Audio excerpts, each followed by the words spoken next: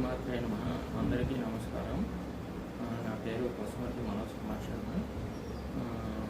నేను పురోహితం చేస్తూ ఉంటానండి. హైదరాబాద్లో ఉంటాను మరియు వైదిక కార్యక్రమాలు చేస్తూ ఉంటాను.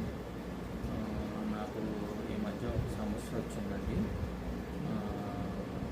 హై బీపీ వల్ల 2 కిడ్నీస్ పాడైనాయి అని చెప్పి డాక్టర్స్ చెప్పారు.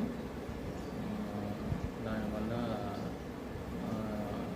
కిడ్నీ సమస్య వచ్చింది.